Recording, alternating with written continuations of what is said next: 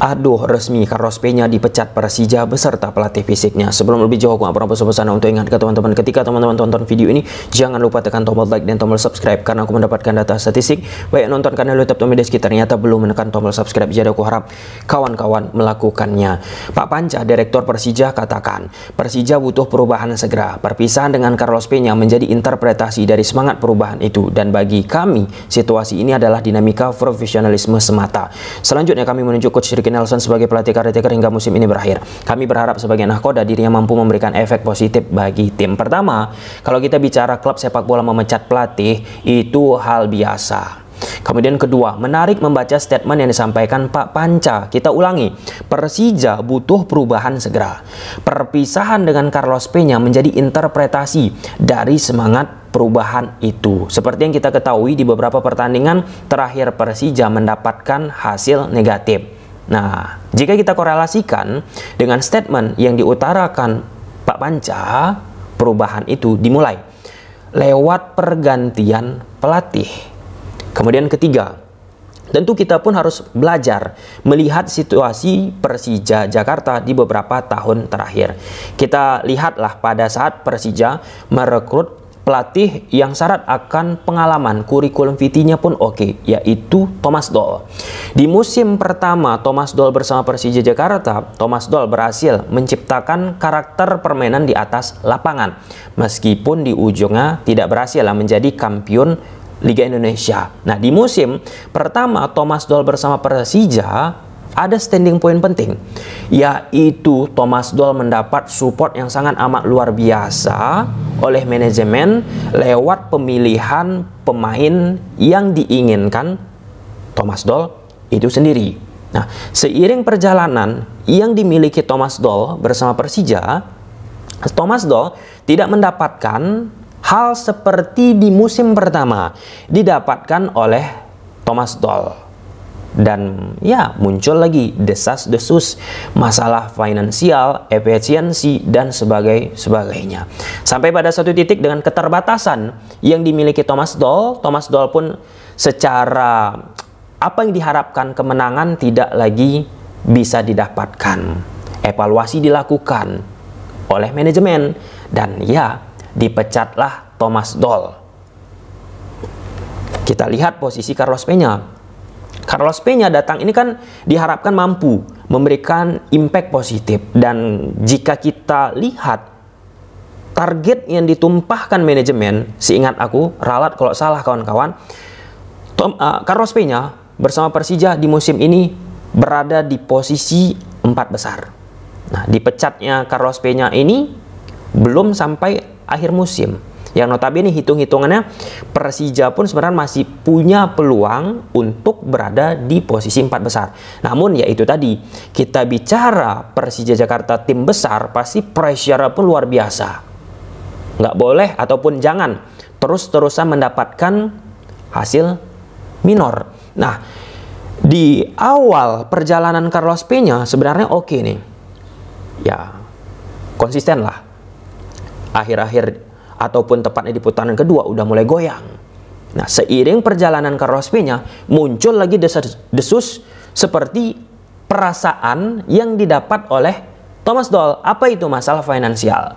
Sampai pada satu titik, ini viral banget loh, diposting Gubernur Jakarta tentang masalah finansial yang didapat oleh Persija Jakarta. Ditanya kepada pemain Persija, Rizky Ridho, seingat aku, di momen tersebut pemain Persija nggak mau menjawab secara gamblang. Tetapi di media mainstream, di mana-mana masalah finansial menjadi sorotan terhadap Persija.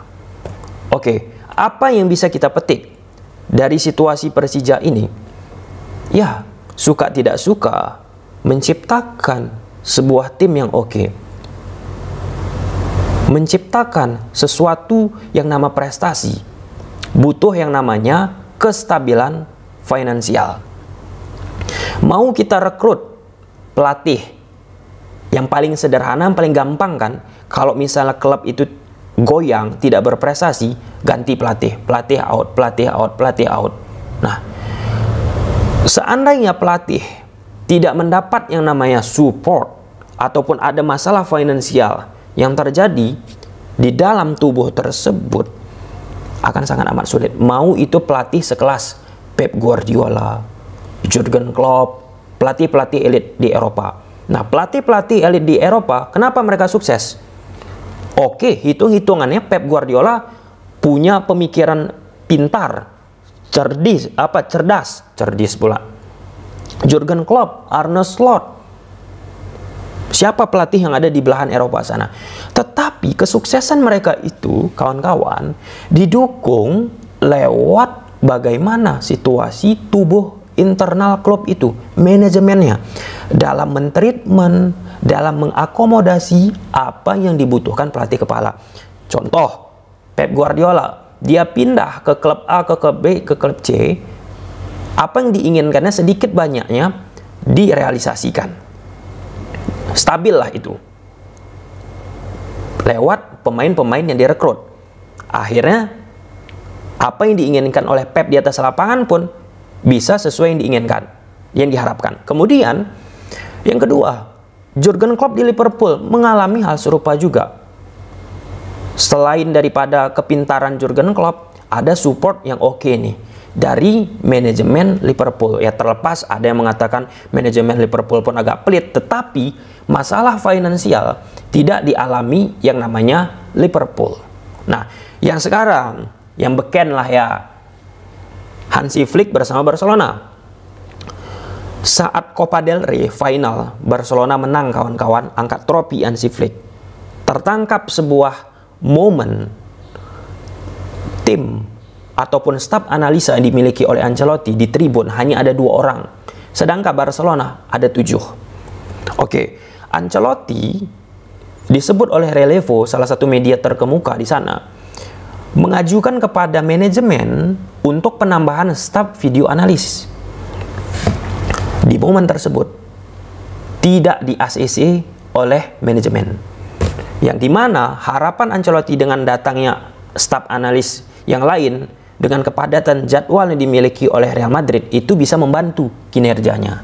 Alhasil tidak ada direalisasikan dan membuat, ini muncul hipotesa, membuat Ancelotti pun kesulitan dia ini bersama Real Madrid. Sedangkan Hansi Flick, kesuksesannya di Barcelona di musim perdananya ini ada peran besar dari Joan Laporta selaku presiden Barcelona yang sangat amat mensupport apa yang diinginkan oleh Hansi Flick. Oke.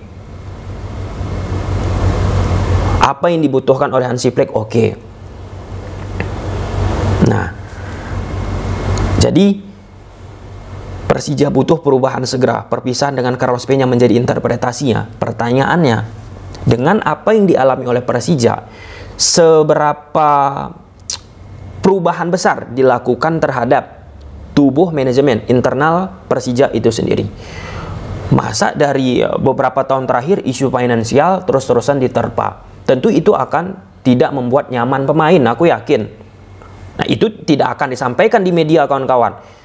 Aku tidak nyaman dipercaya. Tidak mungkin itu disampaikan. Tetapi kalau kita bicara profesionalisme, terlepas dulu Persija loyalitas pemain tersebut terhadap Persija, kecintaan terhadap Persija, pasti sedikit banyak muncul itu ketidaknyamanan, dipertanyakan, gaji mana? Gaji mana? Di PSM Makassar, Bernardo Tavares di awal, kawan-kawan, dikatakan Bernardo Tavares langsung ke aku.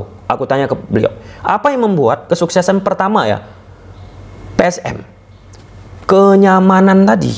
Sekarang akhir-akhir ini goyang PSM kan ada masalah finansial lagi.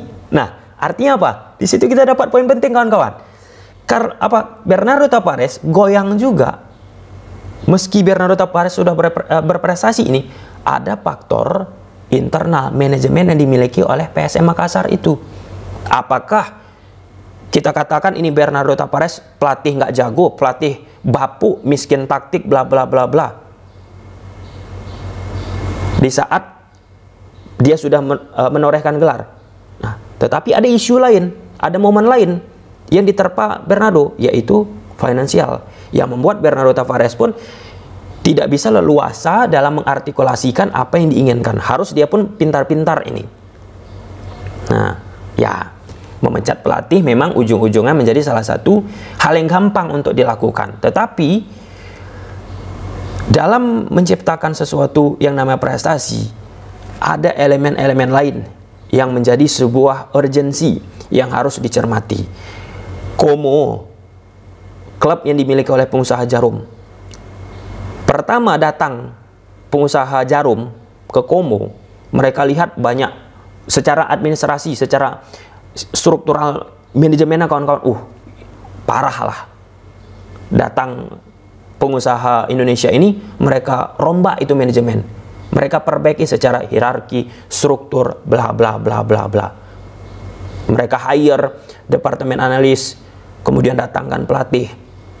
Nah, jadi ketika sudah diperbaiki mesinnya ini, internalnya dalam menjalankan roda klub, maka pelatih pun akan bisa secara fleksibel, secara genuine menjalankan ataupun merealisasikan target yang dicanangkan di atas lapangan, membuat Como pun masuk itu ke Serie A. Nah, kita mau ataupun menginginkan target misalnya juara, sedangkan mesin di dalaman tadi tidak mampu mengakomodir ataupun menciptakan kenyamanan. Itu gimana coba? Oke, ini tentu Persija Jakarta akan mencari yang nama pelatih baru lagi. Siapapun lah pelatih barunya, manajemen Persija berhak mengumumkannya nanti. Dengan Carlos Peña punya kurikulum vitae, ya nggak oke juga ujung-ujungnya Carlos Peña pun yang memang di awal tidak begitu tinggi ekspektasi terhadap dia, ya ujungnya seperti ini juga. Mau pelatih seperti apa lagi nih yang dicari? Apakah pelatih seperti Pep Guardiola atau bagaimana?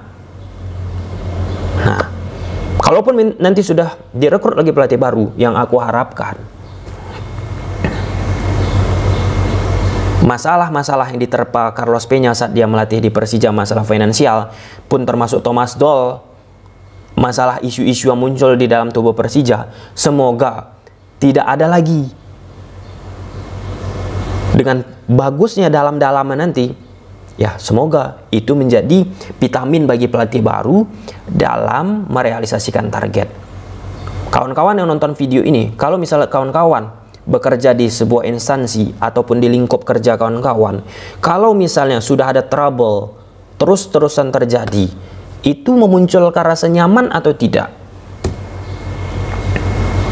Coba silahkan tulis di kolom komentar. Bye.